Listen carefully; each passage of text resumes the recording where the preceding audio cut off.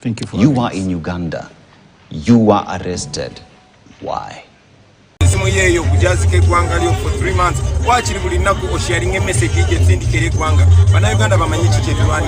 We are also trying to find out why, because we didn't get anything that tells us why we were arrested.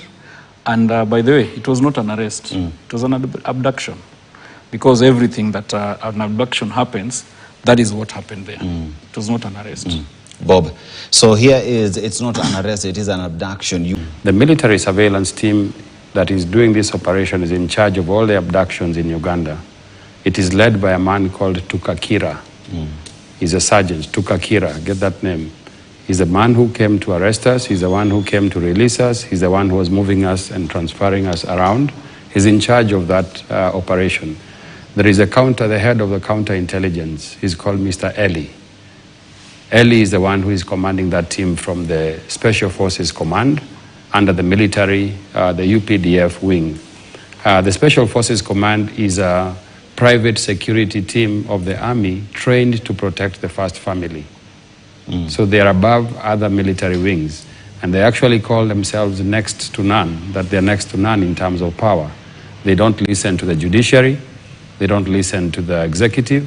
They don't listen to parliament. They are next to none. So they can conduct their activities of terror without being subjected to any accountability. It was a harrowing experience, Dennis. You know, they came, this looks to me like a movie. I mean, suddenly they're here. Somebody is talking to Bob. I joined them because we are waiting for somebody who was supposed to help us with the tires of the vehicle. And then suddenly it's 8, 9 people with serious guns, long guns, short guns, and everything that they can have. And then you are pushed into the car, and immediately they start to rough us up. Because I was trying to, when I realized this, because I've been talking to Bob in his first abduction, I knew that the phone is an important thing. So I wanted to throw it out of the window. But unfortunately, that vehicle is this Nissans. They have a very small window. Drones. Yeah, drones. They call them drones there. Yeah. Here it is Subarus. So basically, I realized I can't throw it, but I had already made a noise about a phone. So they thought that I was saying that I have another phone. So that's where they started beating me up and roughing me up there, thinking that I'm hiding another phone. Yeah. So it was a rough experience. I've never seen this. I've never been in this kind of situation where your security is completely in jeopardy and you don't know what you can do. That's the kind of situation. And we were locked up in a cell for those 38 days, not even able to get some sun. The food rations were porridge in the morning and beans and ugali for the 38 days. Myself, I declined to eat my lunch and decided to fast as a way of protesting with prayer. But we were able to get through it despite losing a lot of weight in the process. There was a lot of people who were suffering from medical conditions and were not being allowed to even see a doctor. The hygiene was pathetic. We would only use something inside the cell as to help yourself. For the 38 days you are in handcuffs, day and night. That is your pillow. So if you have to eat, you have to lift your plate and eat from your hand, wash your hands. They were putting us into a very difficult situation. But we thank God for going through it and coming out alive. We have foreign nationalities that are still being held at the military base in Serakasenyi training camp. There are 6 Nigerians. One of them is called Joseph Efeanyi Chukwu Nwobodo, and there is another man who was sharing a cell John with him. John Alexander. These are people who were seriously tortured. The man I was with was actually telling me how his experience was. He was tortured using a pliers, the one that he used for the car, and he had a lot of body wounds when I found him. And they have not yet been given medical attention. There are Ugandan nationals who are civilians in that camp, very senior old men, including the brother to the Internal Affairs Minister of Uganda. The brother is the Internal Affairs Minister, but he's looking for his brother who is in a military camp. So I'd like him to know that the location of this safe house where we were, where his brother is a place called Ronyo, near a football pitch. If they just have a look at that place, they will find many other civilians. It is the same thing that we faced ourselves. They don't know why they're there. They don't understand how they got there. Some of them actually came blindfolded. You just find yourself in there. At least us, we were not blindfolded at first, but eventually they blindfolded us. Of course, because they were beating us up. So I think it was like they forgot to do some things. But when we got to the camp, they told us to kneel When you down. say they forgot to do some things, what do you mean? That blindfold looks to me like it was something that they were in a rush to get us somewhere. So we could see a bit of some Uganda, or maybe they thought we don't know the place very well.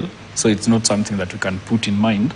But you will find that the place that we went, Kasenyi, went past Entebbe. So that is where Kasenyi actually is. So you find that most people were telling us they didn't even know how they got there. They just got there, pushed into the place. Like us, when we got there, the handcuffs came in and stayed there all this time. I mean, some of these people are picked from their homes.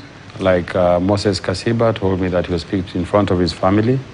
Amos Rogomani, who is the brother to the internal minister, was picked while washing his car in Kampala. But they have not seen their families until today. Their families don't know where they are. We are going to challenge them in the East African Court of Law. We're going to sue the government of Uganda, now that the president has even admitted towards holding us illegally, illegal detention. He himself has confessed to these crimes. So I think we're going to take up this matter legally, but also we are sending a very strong message both to the Ugandan and Tanzanian authorities that as a Kenyan people, we are not going to sit back as we watch them oppress the people. We are going to join hands with the people of Tanzania, with the people of Uganda. On the 9th of December, we are calling for a total shutdown in East Africa, in solidarity with the Tanzanians and Kenyans who have died in Tanzania. We are demanding that, one, the President Suluhu must step down unconditionally and give chance for the Tanzanian people to relook at this constitutional crisis. Number two, we are also saying that we want all Ugandan prisoners, political prisoners, including Dr. Kiza Besigye, to be released. And so we're going to be joining hands with our Ugandan counterparts, the Tanzanian counterparts, to do a major demo within these 3 East African countries. The only thing that can stop that from happening is if they listen to what we are demanding and actually release these people from prison. The people themselves of Uganda have the power within themselves to liberate themselves. They don't need Kenyans to do it for them. What they require is just unity of purpose. For instance, in this upcoming election, they have to stand in solidarity for change. They have to vote. They have to protect that vote, because let me tell you one thing, Dennis. When we were there, one of the army officers came up to me and told me that in Uganda, we shall not allow a civilian to rule us. We shall not allow a civilian to rule us. That's the military sending a message. There are so many army officers who are not happy with how the army is being run under General Muhoozi. He has personalized the military to become a family affair. His only close relatives are the generals. The rest of the army officers are being treated. We have 150 army officers who were imprisoned in the same camp we were in.